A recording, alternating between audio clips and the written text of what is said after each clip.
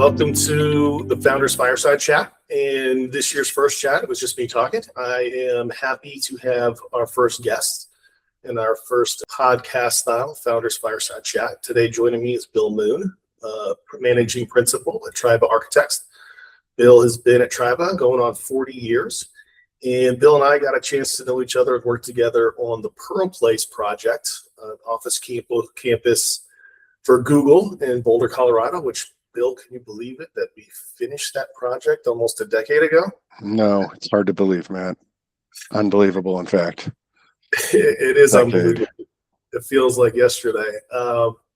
We were talking previously, and anyone that I've worked with, I've kind of told this to. I know that the team that worked on that Pearl Place project is the best team I've ever worked with. And I don't necessarily mean that from like a technical skill aspect, but everybody was technically proficient, but it was just a great team to work with. Obviously, BEECHER Development was the owner's rep for real estate. TRYBA was the architect. Saunders was our general contractor. Was it for structural? Do you remember, Bill? Oh gosh, I'd have to go back and look at my notes, Matt. So we've worked on that campus a number of times since that project with different phases, and different players have come and gone. But I think the comment that you made wasn't interchangeable, and that's unfair to the team. But I would say that there was certainly a true commitment, regardless of which team member played which role in multi phases on that campus. Yeah, it was a challenging project. We had quite a bit of demo to do, some asbestos abatement. We had the stormwater and irrigation ditch running right through the site. We had to remap a FEMA floodplain. We had Xcel and Boulder fighting over electrical easements. I believe at one point we had when we were excavating for the foundation, a portion of the dirt fell into the hole. Yeah. I mean, it wasn't like it was just the easiest project, but what I specifically remember and why I refer to it, it's just, I really felt like the team all were pulling in the same direction. Yeah. And what are your thoughts on that?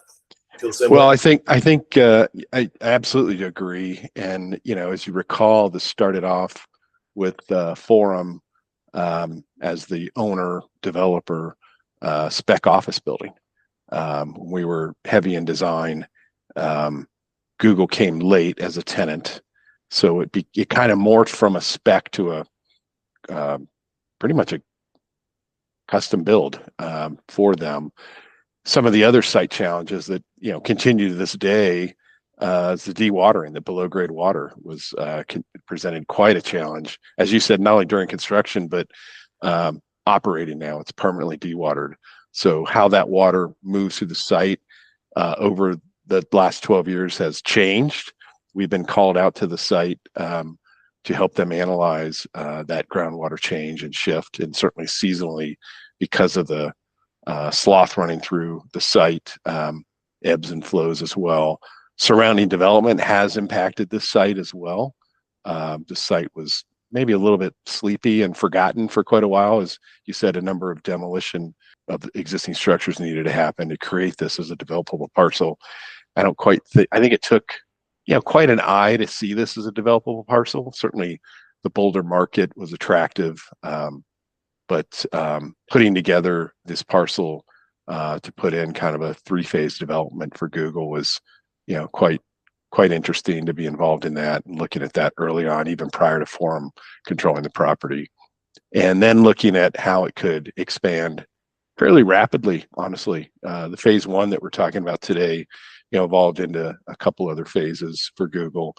And Google's interesting as well, coming in as kind of a tenant in phase 1 and then taking over an option, purchasing that property after they occupied it, and then looking at phase 2, and then Google becoming their own developer, if you will, of phase 2 was another interesting twist for us going forward past this phase.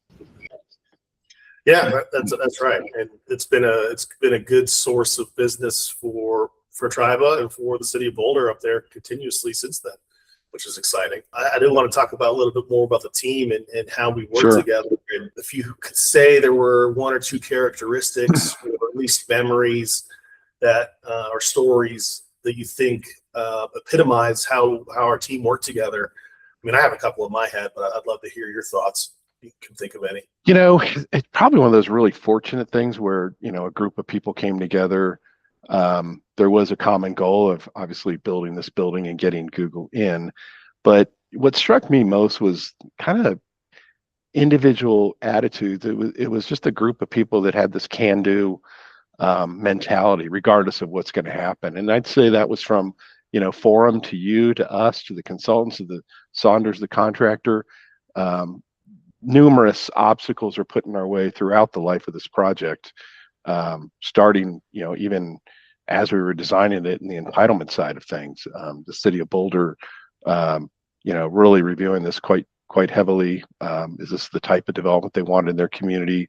The scale, the size, the density, how it was parked, how it's set on the site. A public trail literally cutting right through the site, which was, you know, interesting dialogue and conversation between the city, the citizens, and then ultimately the client with Google. There was a mentality that this was a site with multimodal access through the trail for the citizens as well as the employees of Google to utilize, but also generated some site security concerns, which we thought were legitimate.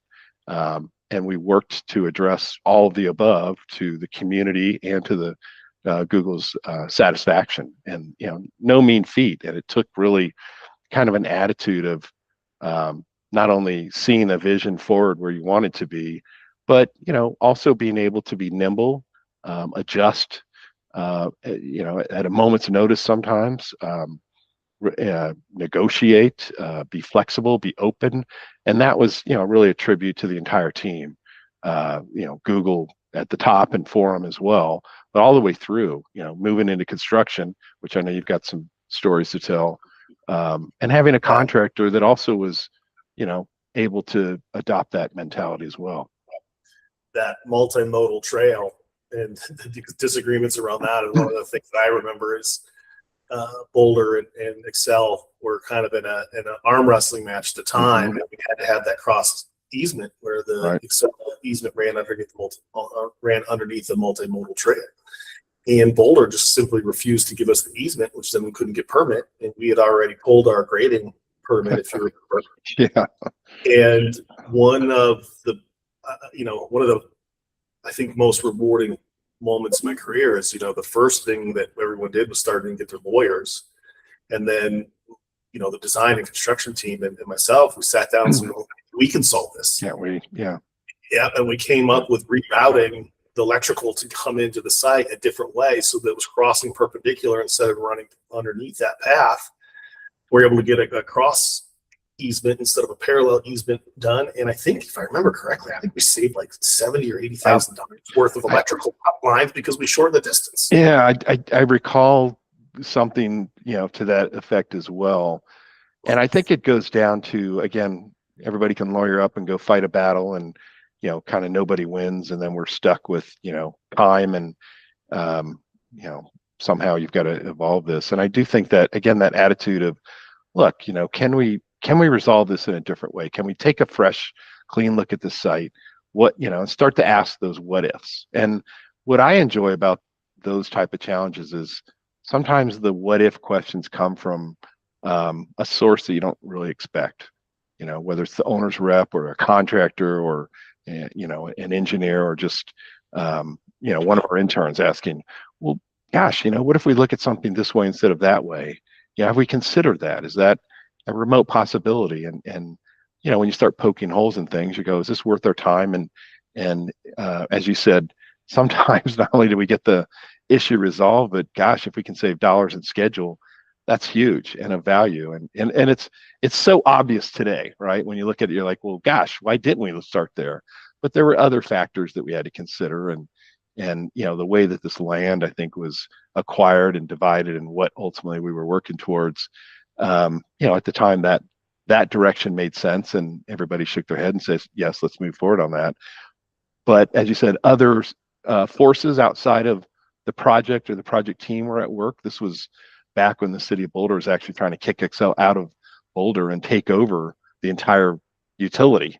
So, automatically having a city and the utility at odds, regardless of this project just brought it even more to a head. And boy, it's almost like they couldn't wait to litigate just to go at each other. This project just happened to present an opportunity to go do that. I think fortunately the design team and the ownership team and the construction team all coming together saying, look, we all want to move this project forward. Can we engineer our way out of this so we don't have to go down this litigious route and hold up and delay the project, costs a lot of money. Can we just get creative and solve this a different way? And that was, again, that can-do attitude of let's put our heads together and come up with an alternative that I think at the end of the day turned out to be the best alternative. I love what you said, the what if. Yeah. I use that a lot. And I think, I don't know, I think you know this, and I know other folks do. I was trained as an architect. I got a degree at the University of Miami and studied architecture and worked in architecture for a while. And what I know in architecture school is you learn to think almost in a lot of different if then and what if scenarios, and you kind of start taking paths in your thought process of what if this and what if that. And you're right, not every path goes that far. You can take one step down and go, that's not the right way.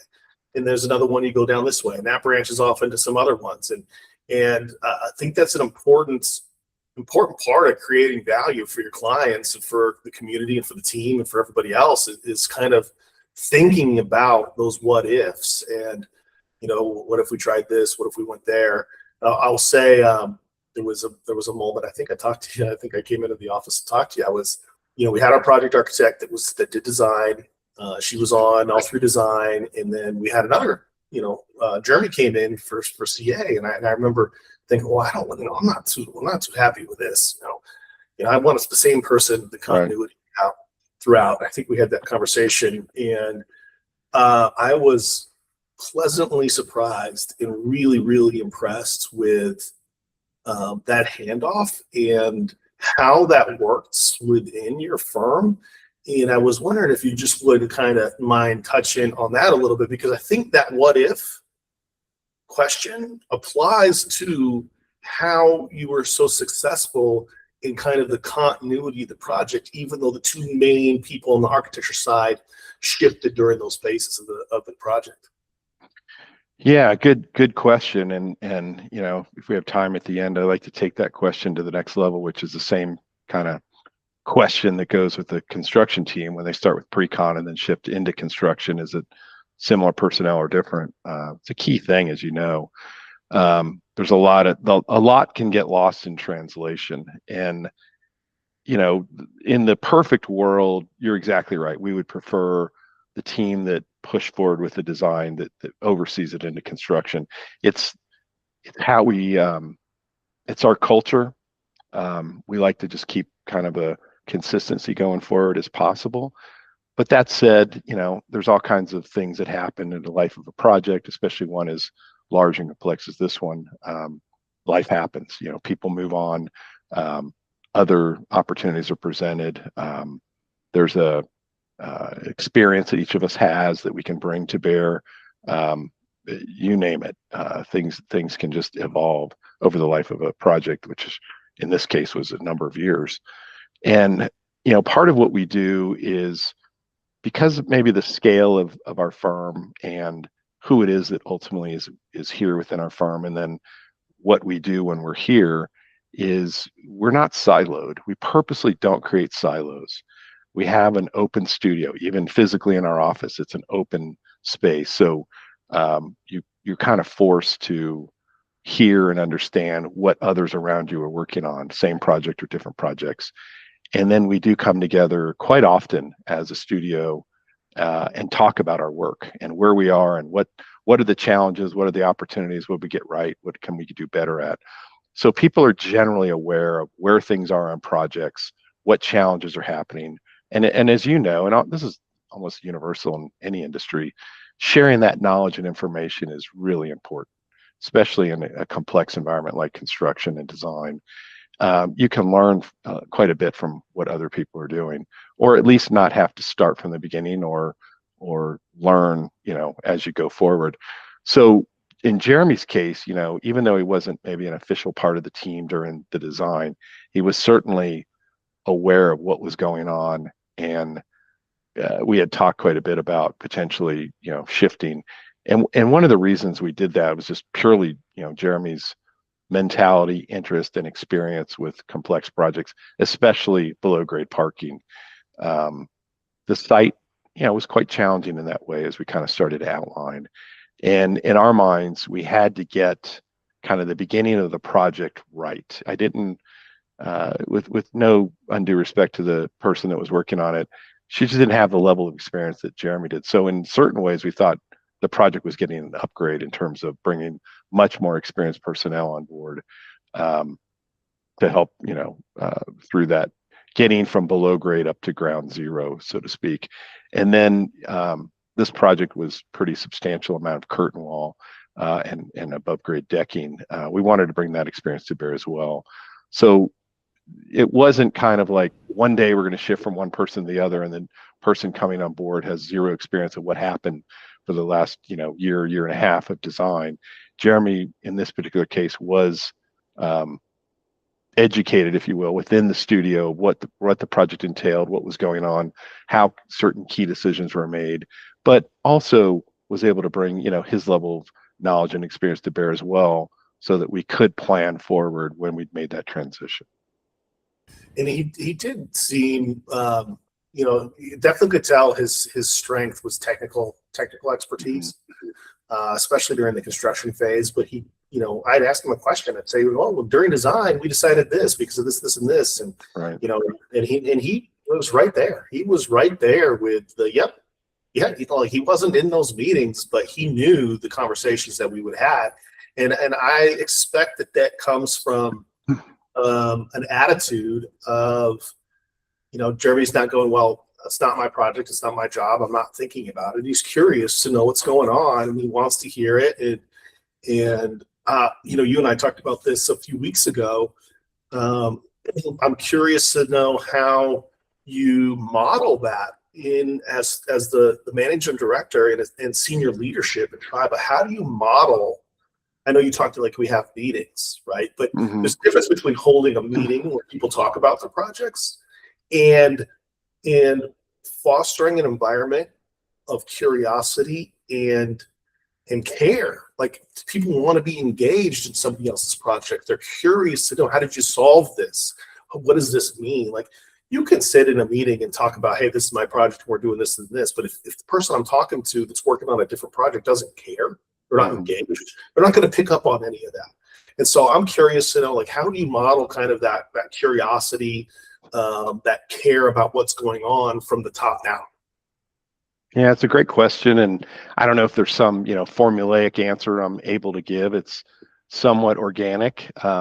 It starts with, who it is that's here and why they're here. And we talk about this quite a bit, the value of each individual here.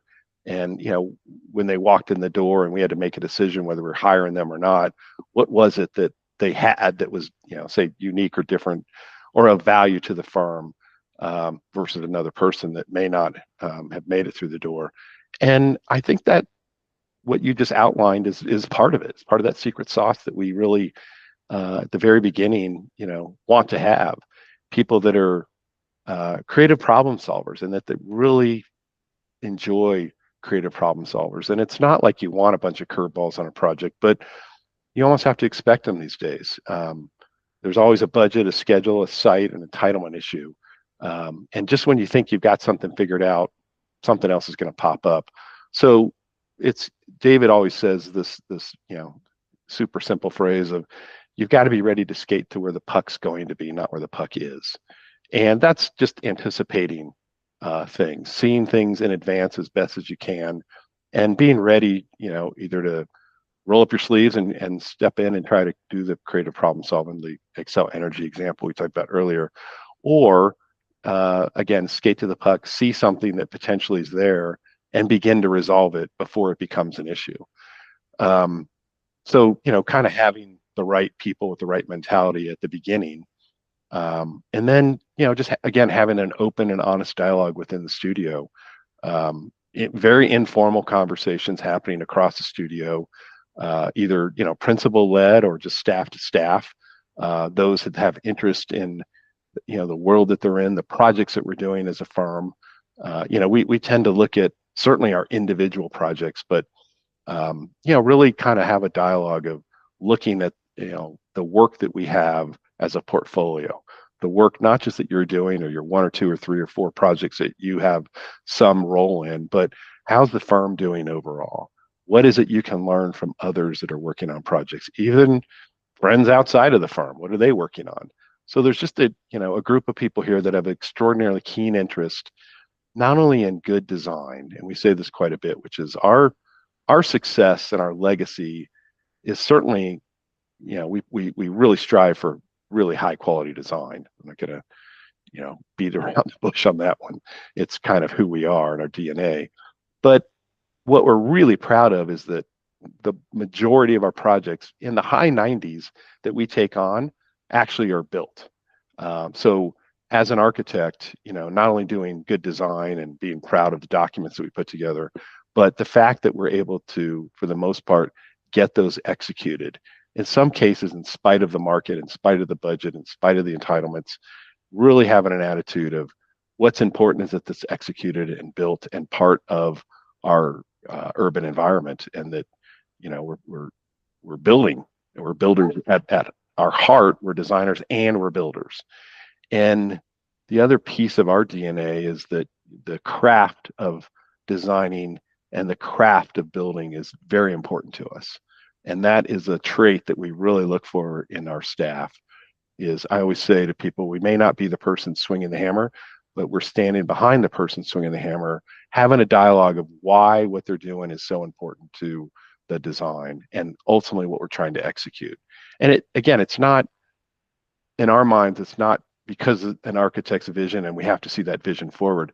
It's really in service to the program, the client, and the needs. And whether that is a background building or a foreground building, it's the same care. We believe everything doesn't have to be an icon to itself, or God forbid, a statue to the architect. It's really in service to the client and why this building was needed in the first place, and then how it can best fit into its surrounding context. And that context can be other buildings in an urban environment, or certainly the wonderful geography we have here in Colorado and how it really fits in with the land. You said 2 things there that I want to make sure I touch on before we get too far. One is every project's going to have curveballs. It's not like we're asking for them, but they're going to happen. And I think the thing is, I kind of do ask for them. I remember when that easement issue happened, I called Kevin at Forum and was explaining to him, and we hadn't had that what if moment. We hadn't had the meeting. And I just remember, it was probably 5:30, 6 o'clock in the evening. I was headed home. I was driving back from Boulder, I think. And I said, Kevin, I hate to say this, but I love this. I love when things go wrong. And he's like, what? What are you talking about? I go, because now is when I get to start to solve problems, right? Now is when I get to roll up my sleeves and really collaborate with the team and start thinking about how, something super interesting. How are we going to fix this? Mm-hmm. And I think that ties into the second point that you said that I wanted to make sure we didn't pass over, which was standing behind the guy with the hammer, right? And so there is a level of, again, I'm going to use the word curiosity, but a level of engagement and a want to know that I think those 2 things about, all right, we got a problem, I need to solve it, and I don't know how that works, I want to know it. I think those 2 things are intertwined. And I think, we have three pillars of stewardship at BEECHER Development Services. We're stewards for the project and investment, we're stewards for the team, and we're stewards for the community. And you talked about fitting your buildings into the community. We talked about being stewards and doing the right thing for the client. But I want to touch on the team, because when you say you're going to be behind the person swinging the hammer and want to know what they know, what you're really demonstrating there is it's our job as the design professional to understand and be a part of the construction team's execution, right? So if you're behind the guy with the hammer, if you're watching how they pour the concrete, if you're seeing how the clips for the curtain wall attach to the slab, that is a level that's going to help you when you draw. If you're asking those questions, right? My dad was a framer and drywaller. I'd go to job sites, and you cannot believe how many times I'd hear architects cursed out. And then my last job I did with my dad was a commercial office space in Orlando. I mean, sorry, a commercial retail space in Orlando. And the last day, my dad says to everybody, he goes, "Oh, my son's leaving. He's going to college." Everyone gives me, good job, Matt, congratulations. And he says he's going to be an architect. And it was all the middle finger salutes and the booing. And so, I have taken throughout my career that experience of having framed walls, hung drywall, and run wiring. And I think that's important for designers to understand. And I love that you say that, because they're learning how what they design impacts somebody else's day. They're not just pushing it down the line and say, "I don't have anything to do with this, it's somebody else's." They are taking ownership for how it gets installed. Even though they're not the one installing it, they're trying to set that person up for success. Yeah, that's, maybe the Achilles heel of how current design and construction projects are set up, where, as you said earlier, there's such specialization and everybody in their own little silo or chamber. And as I said earlier, we really work hard here to not be siloed. Couple things, to share. When interns come in, with whatever level of experience, one thing we talk about quite a bit is you have to know what every line means. When you're cutting a section through something, even if it's a standard flashing detail that you're, just drafting up, you've got to know what it all means. You got to take ownership and responsibility of every single thing on that document. There's a reason every line exists, and you've got to know what it is. What does it represent? If you don't know what it represents, ask somebody, do research, go out in the field and look at it. The second thing that we've done with a few of our interns over the years is send them out to go work with a construction group for the summer. We've had the fortune of working with partnership with some contractors where I've sent some people out. In one case, we had a young gentleman came to us right out of high school, super interested in design and obviously was working on some projects for us, mostly in the drafting capacity. And there was one project that lasted quite a bit, had some pauses. He was able to begin that project, go work on, do the CDs, and then go build it, and building from his own documents. Imagine learning that. And one of the big things he said that he was just shocked in is how important dimensions are, laying out the building, because he had to use his own drawings that he dimensioned and now go literally, survey it, stake it, and lay it out. And it was just completely eye-opening. And trust me, he did such a good job, I had to fight the contractor to get him back. I did get him back, and he became, the sharpest guy in the office of laying out documents, especially when it had to do with dimensioning. But it was just interesting in him, taking the attitude as, seeing this is a career. I want to see this as a career, but I really want to know what it is that I'm drawing. And he adapted to that and was able to go, do some of the things you were just talking about, which, kind of unusual in today's world. There's, certainly lots of conversation about design build and what that really means. And there's lots of ways that, we've experienced it and that people go about it. I have a similar background in college. I went out and ran a drywall crew and, put the belt on and climbing up on stilts and building the framing and putting the drywall in and then finishing it. Today, those are potentially 3 different tasks with under one roof, just drywall. The guy that frames it is not the same guy that puts the drywall up, nor is it the same person that finishes. Typically on large commercial projects, those are 3 different groups. That's how specialized we've gotten. And almost factory driven that we've gotten. And, that's okay. But once you understand that and what you're expected as a designer and as an architect, gosh, I hope I never get to that level of specification, but I've got to know the size of the framing, what it's spaced at, how tall it is, what's the thickness of the drywall? Is it rated? What's the level of finish that we're speccing? What's the finish that's going to go on top of the finish of the drywall? Typically that's, one person in an office making all those decisions, and it could be 3, 4, 5 different people or trades, applying that in the field. Knowing and respecting how that is done, I think is important. And obviously it could be very different if you're doing a residence. It could be one person doing all that as well.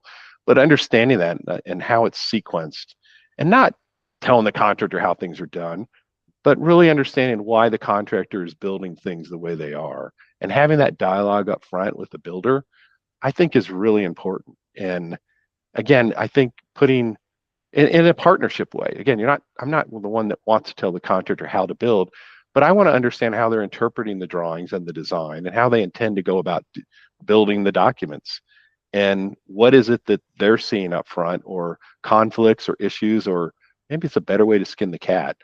Having that open dialogue and just respecting the builder, I think is key to highly successful, quality built projects these days. Well, and for the builder and the designer to understand where the owner's coming from. Absolutely. Right? There is a business reason, a financial reason that they're doing that, right? And there, a lot of times there's an emotional reason.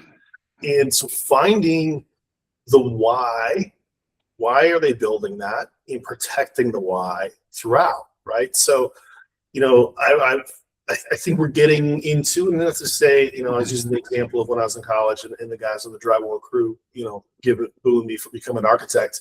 I don't know that relationship has improved much over the last 25 years. I know we've tried as an industry, integrated project delivery. We've talked about design build, but I wonder if, and I'm just not close enough to know, this is a genuine question. I wonder if schools are training in either industry, are training a proper respect for the overall picture, the pro forma, the design, and the construction, and then within that, the regulatory and the community and the jurisdiction and the zoning and all these things. It's all a big web, and it's all tied together. Each ring of that web plucks the other strings and moves them. I wonder if that's being taught, and I wonder if there's time or opportunity for companies in any industry to teach that. It's my biggest fear as I'm starting to age and my son is in the industry, and seeing what he's focused on. I think the company he's at is doing a good job of exposing him to a lot of things that I know from my experience. I try to get him to think like an owner and think like an architect while he's out there complaining about everybody on the job site. But I just wonder if those opportunities can still present themselves for across the industry for the young folks that are coming in. Yeah, it's a great question, and one that I'm worried about as well. I think with the advent of, say, AI and automation, you can almost take for granted, come up with an idea, or work with AI to come up with an idea, and generate a set of construction documents without much effort these days. But that can get us all into trouble, as you know, in a number of different ways. So, I'm worried that people might just kind of say, well, everything you just talked about, or that we talked about, of owning every single line on a document, that may go to the wayside because some software may own it. And is that the right thing? And if you don't know why certain things exist or don't, that could be a real issue down the line.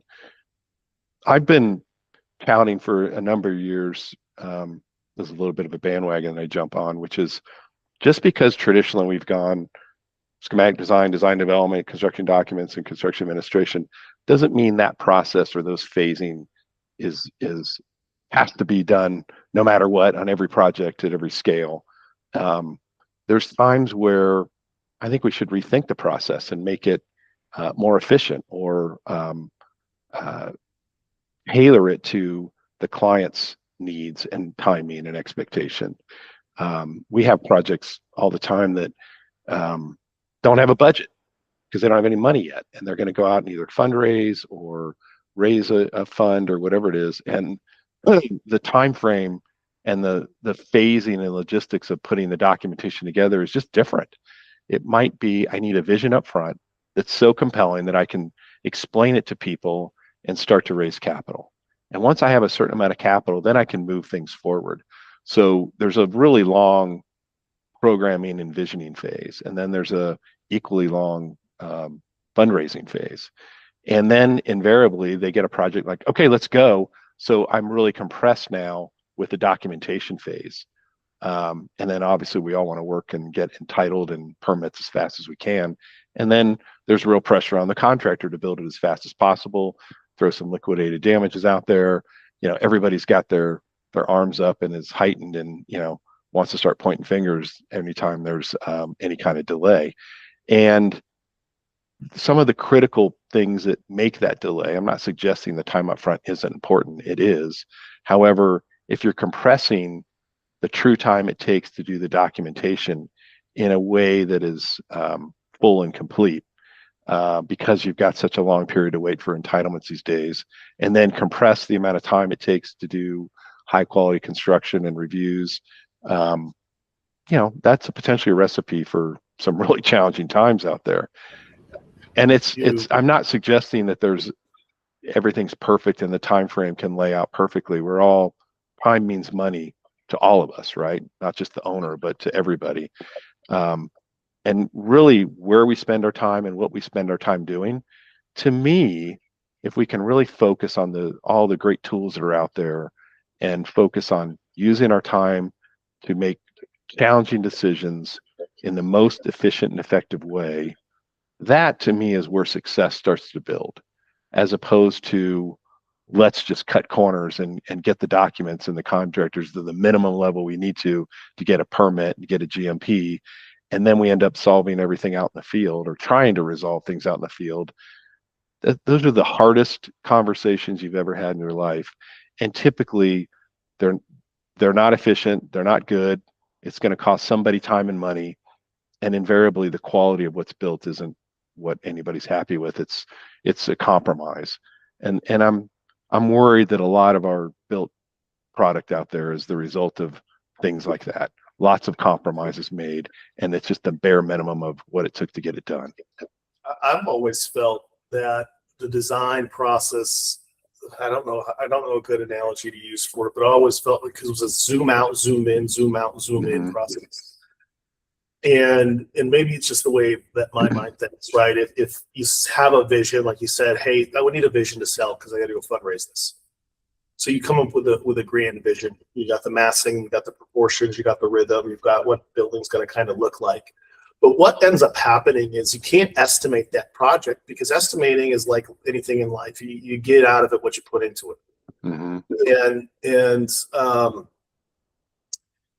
estimators be the first one to tell you, how the heck am I supposed to estimate this watercolor of this perspective? Like, what's it made out of? I don't know, right? So I always felt like if you have a compelling element of your design, you zoom out, you've got the compelling element, you figure that, zoom into the detail of whatever makes that element compelling. Figure out what it's made of, what the specifications for the materials are, what the assembly is, what the detail is, right? And come up with some general kind of guidelines or rules based on the specifications. Then you zoom back out, right? Maybe find the next compelling thing, whatever the next critical is, zoom in on that. And that would give that estimator, I think, a little bit more information in order to price it, because what you're describing is exactly right? You got the beautiful vision. The client loves the beautiful vision. They go and fundraise for the beautiful vision. They got the money because, and by the way, they think they have the money because their fundraising consultant told them this is how much they could raise. We could raise 12 million, so I guess we got to 12 million. That's going to be the budget, whether it's a realistic budget or not doesn't matter, right? And then they say, okay, Bill, we need you to finish designing this, and I need it in 3 weeks. And in 2 weeks, I want the estimator to estimate it. And then they go, well, it's not 12 million, it's 18. Right. Well, what happened? Well, there was all this information I didn't know. We started to fill that information in. And I think the traditional process of kind of concept SD, DD, CD is a big picture that narrows down. Right. Whereas if you could narrow down, go out, and keep kind of checking things along the way, you probably feel like you're going slower, but you probably end up going faster. Yeah, that, you know, I think the realities of, you know, our profession is exactly that these days. One of the things that we have really tried to do is in this market, the sooner you get to pull a contractor or builder in, the better for everybody. And, you know, sometimes owners are leery of that because, oh, you take away the competitiveness and the contractor's just going to give me a number, you know, that's whatever number they want. It's not market. You know, there's nobody checking them in the market. And there's some fallacy to that because, as you just said, you know, you went from 12 to 18 million and thinking, oh, this the architect put a bunch of fancy stuff in there, and or the builder didn't know what he was estimating to begin with. One of our favorite things to do, and mine personally, is in that same scenario, is pull the builder in and have those detailed conversations, you know, day one.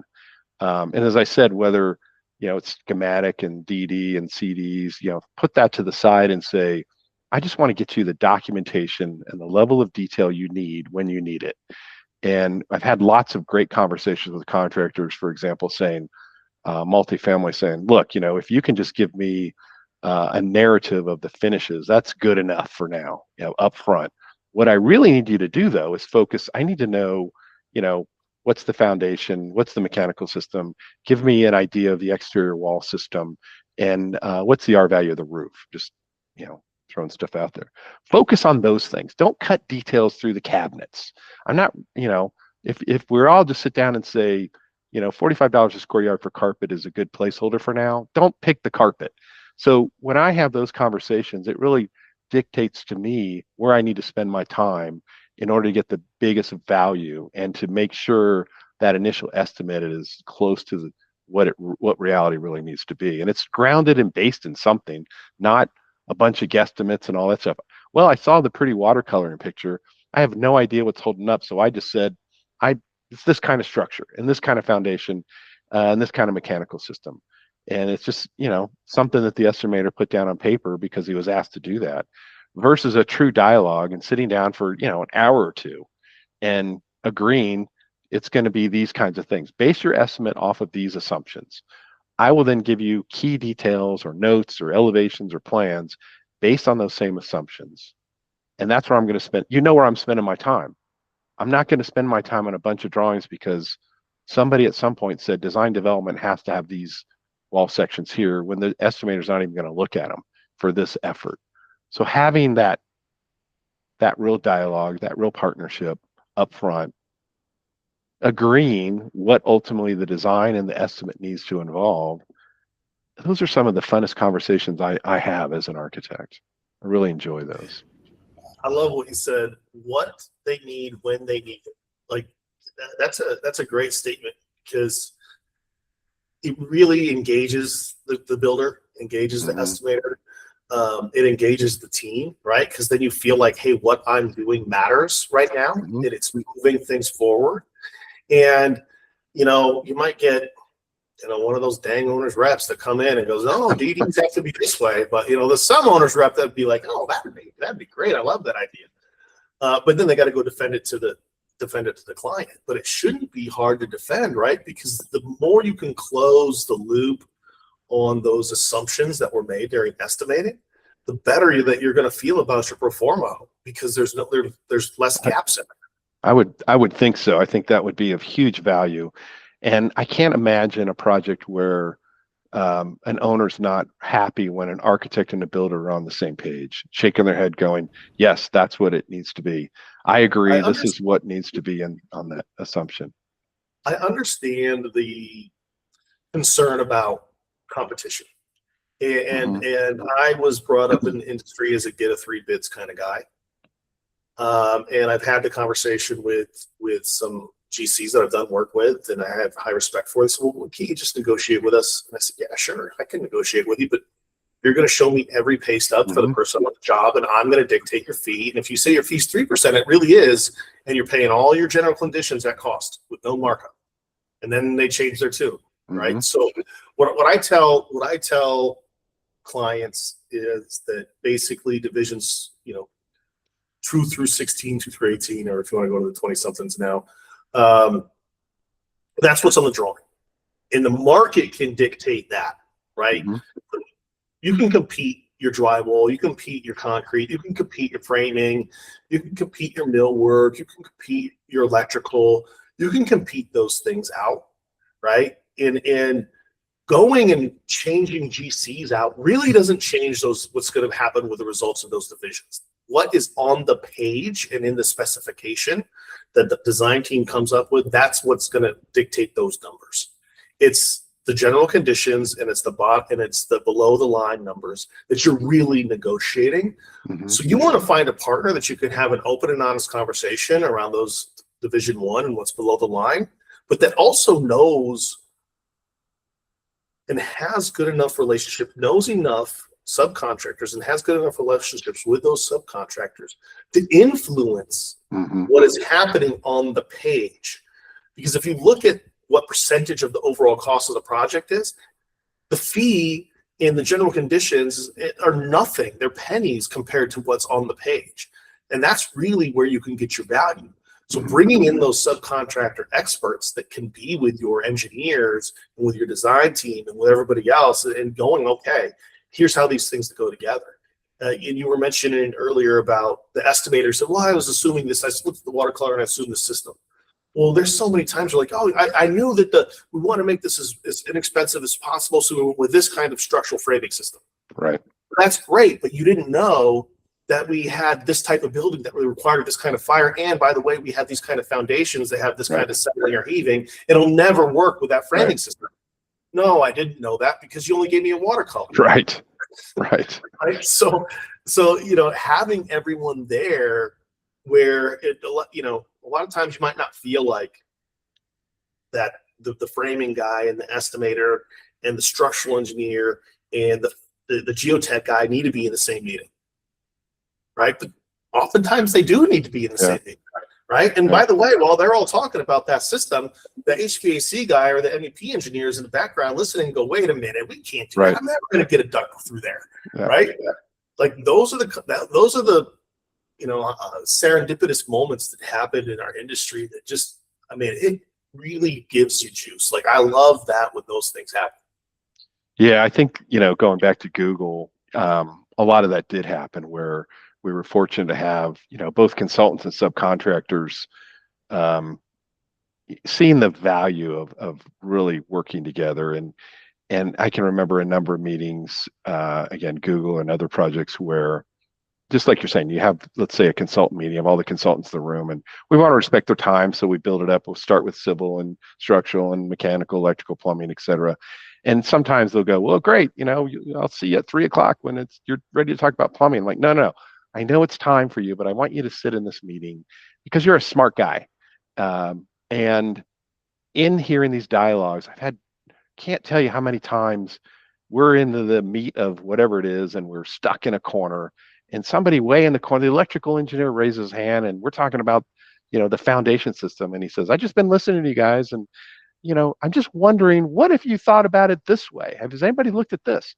And, you kind of just, God, why did, we got so wrapped around the axle over here that, why aren't we looking at it this way? Those comments and those types of conversations, whether it's subcontractor, general, civil engineer, structural engineer, architect, builder, it doesn't matter where it comes from. What matters is if people see, again, that creative problem solution. Here's the issue at hand. What are the options we should be looking at as a team to resolve this? And there's no dumb questions. Put it all to the side and say, we're all here to resolve this issue and to move things forward as best as possible. And it's in our collective and individual interest. If we're stuck on something, help us get unstuck, even if it's outside of your discipline. So that goes to your question, I think, where we started, which is, people staying in their own little worlds and not being available or interested in breaking out of those worlds. And I think some of the best conversations and dialogues and creative problem solutions have occurred when people have asked those simple questions. Have you guys ever thought about looking at this way instead of that way? And it doesn't matter if it's not in your discipline. because those little prompts really, you can almost see the wheels turning sometimes when you're in these meetings. And it's the exciting dialogue of true creative problem solving that, as you said, gets your juices going. And I was just going to say, and it gives you that dopamine hit, right? You just like, right? Everyone's like, oh, well, let's talk about that. Right. And I guess if I had one takeaway or one hope from this fireside chat today, because we are out of time, it would be that I hope that whoever watches this gets inspired to look for that moment, to look for those moments where you can find and get those juices flowing, right? Don't take the easy path and just say, oh, my job is just to detail this, right? I'm just doing I'm just an estimator at the Mason, whatever it is. Take the opportunity to listen and get engaged on the overall project and find that dopamine hit for raising your hand and going, hey, what if? I mean, if I had one hope for this, it would just be one person just to gets that opportunity to find that moment where the juices get filled. Boy, I hope so, because it's, maybe without even knowing why you got in this profession, it's one of the joys I think that you get, and you can take home and say, boy, there was a really complex thing that I was able to resolve today. I mean, it's really great satisfaction, and it pushes things forward. And I'll tell you what, when you have teammates like that, success in our world is repeat working with those people on the next project, and you seek them out for your entire career. They become partners, mentors, whatever you want to call it. And it's unbelievable when you have a network of people that are really about creative problem solving. You feel like you can conquer the world some days. And some days in our profession, it feels like that's what we're doing. Well, I look forward to the next time we can work on a project together and do some creative problem solving. That would be definitely something that would make my juices get going again, is figuring out some more projects with you. Well, I concur and look forward to that day, hopefully in the near future. All right, Bill, thank you so much for joining me on our second but first guest-oriented Founders Fireside Chat. Really appreciate your time today. And like I said before, look forward to working with you again soon, my friend. As do I, and I appreciate your time and wonderful questions, Matt. Enjoyed the time here. Thank you.